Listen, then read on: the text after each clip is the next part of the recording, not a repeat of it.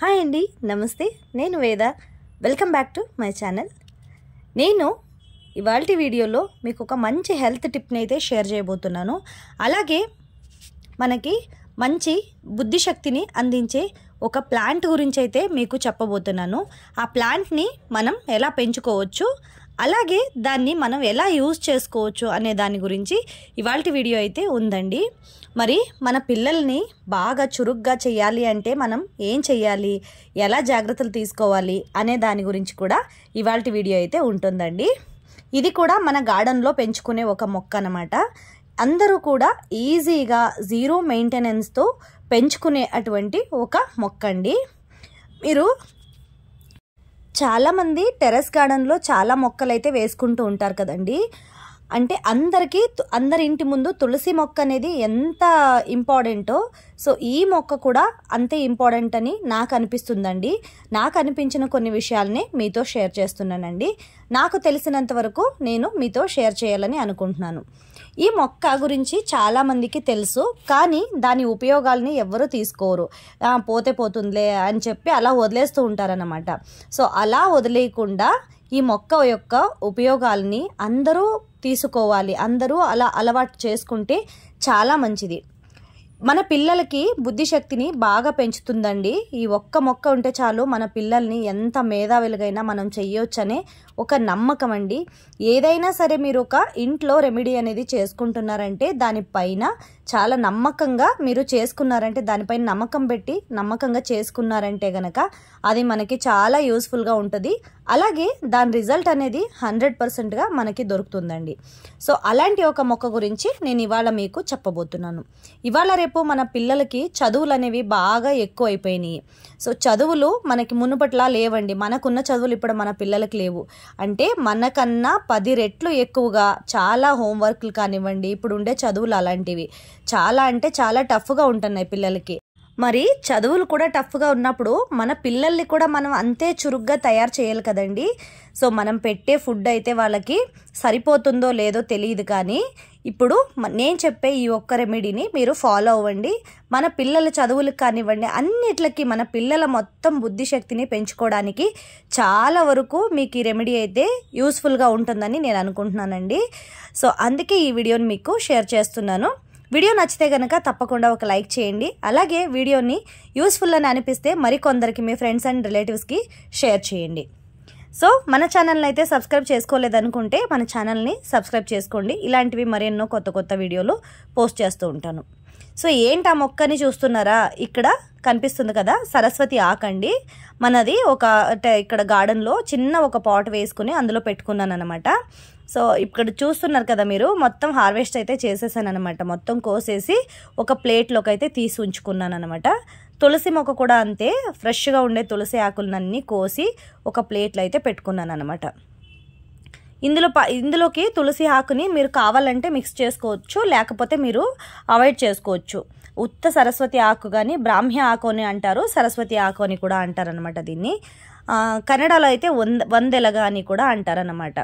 అంటే ఒక కొమ్మకు ఒకే ఆకు వస్తుంది కాబట్టి దానికి వందెలగా అంటారనమాట. సో అలా దీనికి సరస్వతి ఆకు, బ్రాహ్మీ ఆకు అని పేరు ఉందన్నమాట.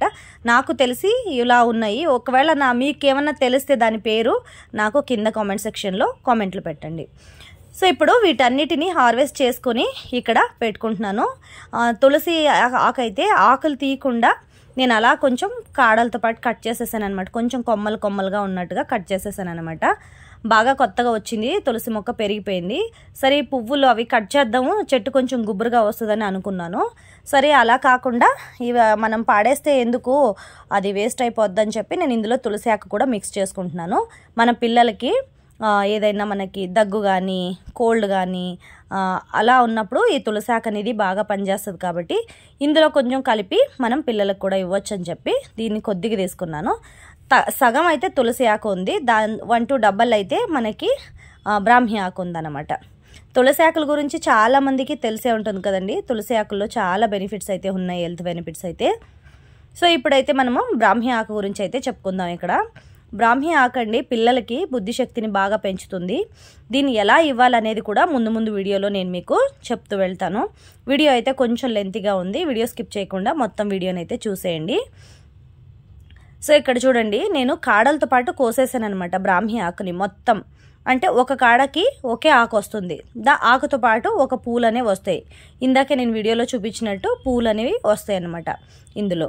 ఇంకా అది అలా చిన్న ఒక తీగ పెట్టినా చాలు. మీరు నేను ఎక్కడో బయట నుంచి తెచ్చి ఒక తీగ ఉంచానండి పాట్లో. అది ఇప్పుడు చాలా వచ్చేసింది అనమాట, పాట్ నిండా పెరిగిపోయింది. నేను ఆల్రెడీ 2 times అయితే దీన్ని హార్వెస్ట్ చేశానండి. 6 month లోపు 2 times అయితే నేను హార్వెస్ట్ చేశాను. ఇంతకు ముందు కూడా దీనిది ఒక వీడియో పెట్టానండి, బ్రాహ్మి ఆకు అది పెరిగింది కదా, అది వీడియో అయితే పెట్టానమాట. ఆ వీడియో లింక్ని నేను మీకు డిస్క్రిప్షన్ బాక్స్లో లింక్ ఇస్తానండి, చెక్ చేసుకోవచ్చు. చాలా అందంగా కనిపిస్తుంది ఆ పాట్ నిండా ఆకులు, చాలా పచ్చగా ఎంత ఫ్రెష్గా ఉంటాయో ఆకులు అయితే. చూడటానికి 2 కళ్ళు సరిపోవు, అంత అందంగా ఉంటాయి అన్నమాట పాట్లు ఉండగైతే. నేను కట్ చేసేటప్పుడు అయితే నాకు అస్సలు మనసు రాలేదు, సరే ఎందుకు కట్ చేద్దాము అని అనుకున్నాను. కానీ అలాగే వదిలేస్తే ఇప్పుడు ఎండలు అవి బాగా వస్తున్నాయి కదండి, మొత్తం ఎండిపోతుంది పాట్లో, ఆకులన్నీ పండిపోతున్నాయి, వేస్ట్ అయిపోతున్నాయి. సరే ఇప్పుడు కట్ చేసినా కూడా మనకి ఒక వారం 10 రోజుల లోపే మీకు వచ్చేస్తాయి, ఆకులు అనేవి బాగా వస్తాయి అన్నమాట. సరే అందుకే కట్ చేసేసాను. సరే ఇప్పుడు దీన్ని అయితే పొడి చేసుకుందామని అనుకుంటున్నాను. లాస్ట్ టైం కూడా నేను హార్వెస్ట్ చేసిన ఆకుల్ని ఎండబెట్టేసి అలా ఉంచేసానండి. అప్పుడైతే నాకు చాలామంది కామెంట్లు కూడా చేశారనమాట ఆ వీడియోకి.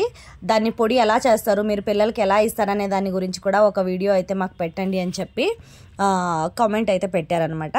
తెలిసిన వాళ్ళు కాల్ చేసి కూడా అడిగారనమాట, దాని గురించి కూడా ఒక వీడియో చేయండి అని చెప్పి అడిగారు. కాబట్టి రిక్వెస్టెడ్ వీడియోగా ఈ వీడియోని అయితే చేస్తున్నాను అనమాట.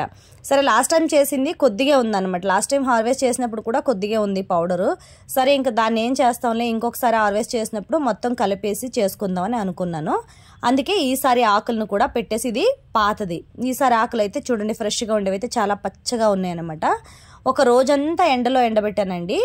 ఇప్పుడు చాలా ఎండలు బాగా ఎక్కువగా ఉండటం వల్ల రోజంతా ఎండబెట్టినసరికి చూడండి ఇక్కడ పొడి పొడిగా అయిపోతుంది అన్నమాట. ఆకులు మనం విరగొట్టేసరికి పొడి పొడిగా అవ్వాలన్నమాట చేత్తో. సో ఇప్పుడు ఈ ఆకులన్నీ తీసుకొని నేను ఒక మిక్సీ జార్లోకి అయితే వేసేసుకుంటున్నానండి.